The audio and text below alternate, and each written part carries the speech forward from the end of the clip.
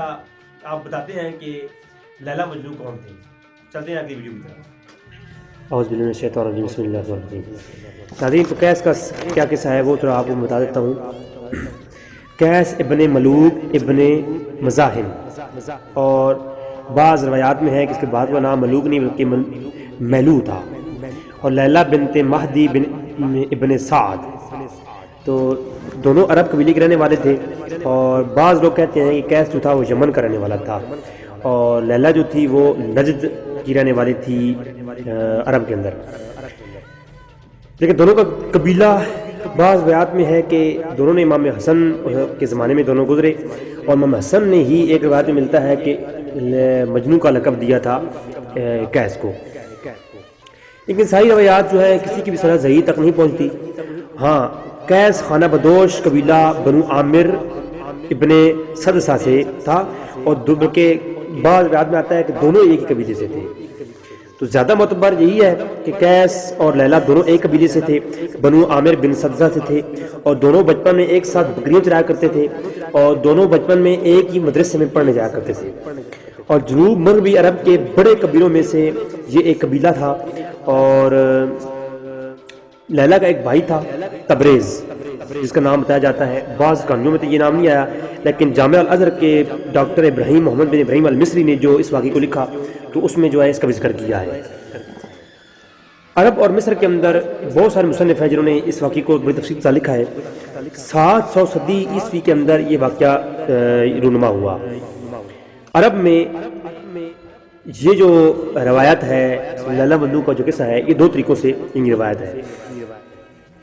پہلی میں نے آپ کو بتائی کہ بچپن میں یہ ایک ساتھ رہے، اور دوسرے میں یہ تھا کہ نہیں اچانک کہیں قیس نے لیلا کو کہیں دیکھا تھا. تو علم النجوم کے ماہر نے حضرت جناب لیلا قیس کے والد کو بتایا کہ آپ کا بیٹا 18 سال کی عمر کے بعد اپنا ہوش و حواس کھو دے گا. اس سے بچانے کے لیے جو قیس کا والد تھا انہوں نے اس کو مجنون کو یعنی قیس کو دمشق میں مولانا سمیع اللہ صاحب کے مدرسے میں بھیج دیا، جو کہ اس وقت بہت بڑا ایک مشہور مدرسہ تھا. اور لیلا جو ہے بھی ایک بہت بڑے یعنی نجد کے بہت بڑے جو سردار تھے ان کی بیٹی تھی، اور انہی کی حکومت تھی اس وقت. لیلا بقدر قیس سے زیادہ امیر گھرانے سے تھی، جبکہ قیس کا خاندان بھی بہت اونچا خاندان تھا. جس عمر میں قیس نے لیلا کی طرف محبت کی رغبت کی، اس وقت اس کو یہ بھی معلوم نہیں تھا کہ محبت ہوتی کیا ہے. آج کل تو محبت کرنے سے پہلے لوگوں کو پتہ ہوتا ہے کہ محبت اس کو کرنی ہے، محبت کی نہیں جاتی، محبت ہو جاتی ہے. اس کو یہ معلوم نہیں تھا کہ یہ جو میرا احساس ہے اسے محبت کہتے ہیں. اس کے اندر جو ایک جذبہ تھا وہ جذبہ پاکیزہ جذبہ تھا، نہ کہ آج کل کی محبتوں کی طرح تھا جن کو آج کل کے لوگ یہ دلیل طور پر پیش کرتے ہیں. پہلے قیس کے جو استاذ تھے وہ بچپن میں جب لیلا اور قیس کی جو آپس میں محبت تھی وہ اس حد تک بچپن سے ہی ایسی لگاؤ تھا کہ جب استاذ ان کو زا دیتا قیس کو تو نشان جو ہے وہ لیلا بھی پڑھتے تھے. اور یہ بات صحیح سند کے ساتھ ثابت ہے. جتنے بھی علماء مصر نے پرانی تاریخی کتب کے اندر یہ لکھا ہے، یہ ہر اس پہ یعنی اجماع ہو چکا ہے کہ تاریخ دان سارے اس پہ اجماع کرتے ہیں کہ بچپن سے ہی جب زا قیس کو ملتی، جب مدرسے میں اکٹھا پڑھتے تھے، زا استاد دیتے تھے قیس کو زخم و نشان پڑھتے تھے لیلا کو. کیا لیلا کو زا ہوتی تو زخم و نشان پڑھتے تھے قیس کو.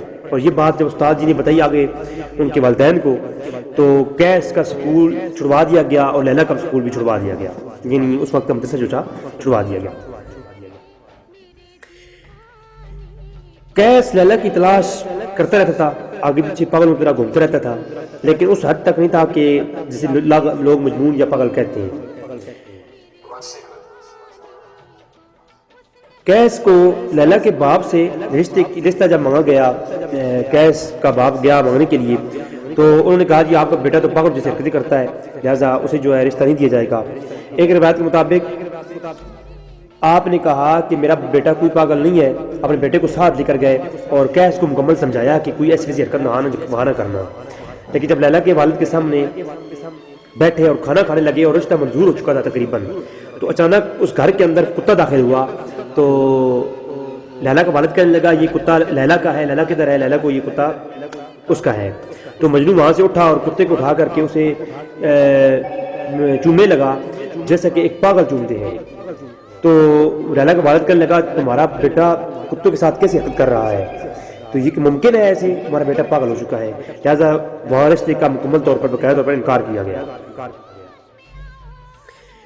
سردار نوفل نے جب نجد پر اعلان کیا نجد کے خلاف اور اعلان جنگ کرنے کے بعد اس نے جنگ کی، اور جو ہے لیلا کے خاندان اور دیگر جو ہے سردار اس وقت سارے گرفتار کیے گئے، اور نجد پر سردار نوفل نے حکومت جب جمائی تو اس وقت لیلا کی شادی کی فکر پڑی، تو امیر سالم کے بیٹے ورد کے ساتھ جو ہے شادی طے پائی لیلا کی۔ شادی جب کر دی گئی اور یہ بات جب پہنچی قیس تک، تو قیس جو ہے وہ پاگل ہو گیا اور دیوانہ ہو گیا، اور جدھر اس کا دل کرتا وہاں چلا جاتا۔ تو اس طرح طویل داستان ہے، میں نے مختصر کر کے بتائی۔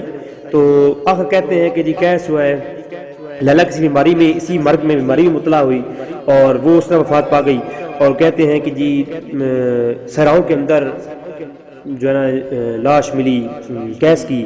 بعض کہتے ہیں کہ بھائی جو تبریز تھا لیلا کا، بعض داستانوں میں یہ ہے کہ اس نے قتل کر دیا، بعض کہتے ہیں کہ بس وہ اپنے پاگل پن میں صحرا کے اندر بھوکا پیاسا مر گیا۔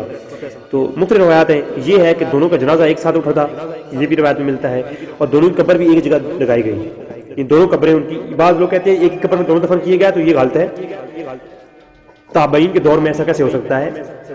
یہ جو ہے قیس تابعی تھا اور اس کا قبر جو ہے الگ الگ بنائی گئی ہے، دونوں قبریں الگ الگ بنائی گئی، اور ہاں جنازہ دونوں کا ایک ساتھ اٹھا تھا، یہ بات ماننے قابل ہے۔